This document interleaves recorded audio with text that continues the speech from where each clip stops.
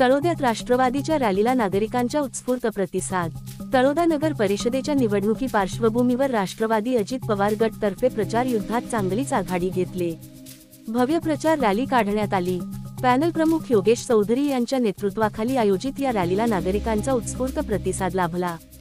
शहरात विविध भागातून निघालेल्या या रॅलीत घराघरात जाऊन मतदारांशी संवाद साधत निवडणुकीसाठी शुभेच्छा व आशीर्वाद घेतले।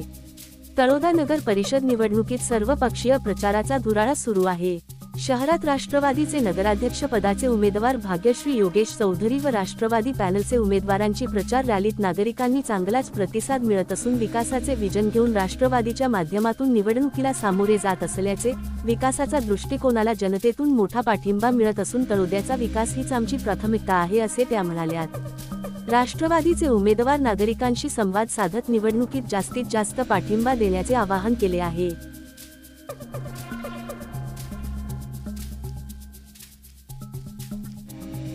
मी भाग्यश्री योगेश चौधरी, मी तळोदा नगरपालिकेत उमेदवारी नगराध्यक्ष पदाची उमेदवारी करीत आहे। तर मी सगळ्यांच्या समस्या सोडवण्यासाठी रात्री बेरात्री केव्हाही मला फोन करून गटार, रस्ता, लाईट, पाण्याची, घनकचरा गाडीची या समस्या मी अर्ध्या रात्री बेरात्री मला केव्हाही तुम्ही फोन करू शकतात।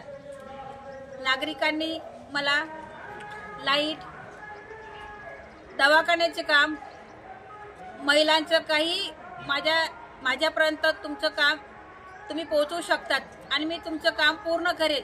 मी तळोदा शहरासाठी नगराध्यक्ष पदासाठी उमेदवारी करीत आहे। तुम्ही मला बहुमूल्य मतांनी विजयी करून तुमचं मत मला प्रचंड मतांनी